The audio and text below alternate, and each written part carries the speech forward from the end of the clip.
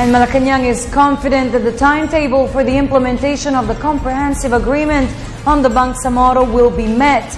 The details from Rocky Ignacio.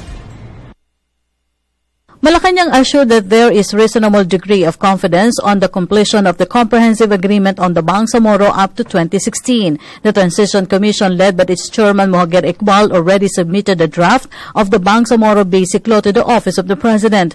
The proposed law will be the basis for the creation of a new political entity, facing autonomous region of Muslim Mindanao. Throughout the entire process, the Philippine and MILF panels have exercised the requisite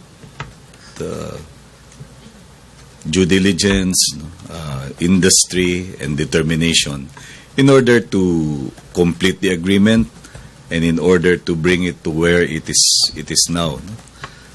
So I think we can say with a reasonable degree of confidence that there is reason to be optimistic that the timetable can be met. Coloma said the palace legal team will review the proposed Bangsamoro Basic Law with sense of urgency. I think we must be mindful that throughout the process of crafting the comprehensive agreement on the Bangsamoro, there was close coordination on both sides in order to be able to hammer out this agreement. That meant that there was willingness on both sides to receive inputs from each other.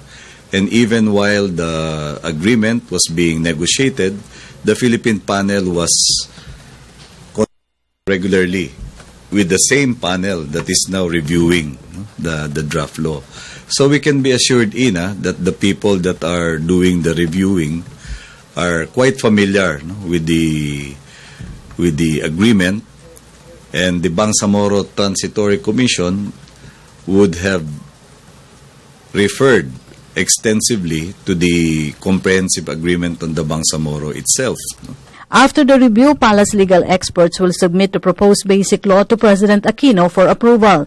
He will certify the proposed law as urgent and submit it to Congress.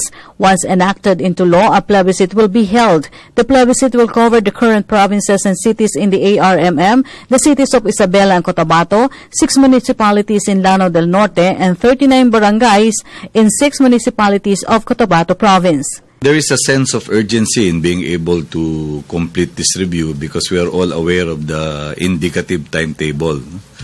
The target is to be able to submit the unenacted Bangsamoro Basic Law to the people of the affected areas by early 2014.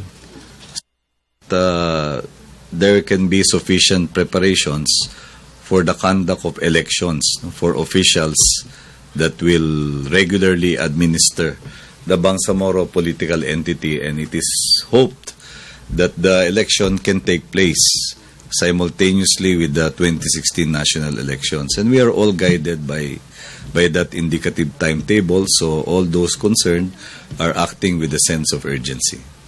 The Bangsamoro Peace Agreement is expected to bring lasting peace and development in Mindanao. For the People's Television, Rocky Ignacio.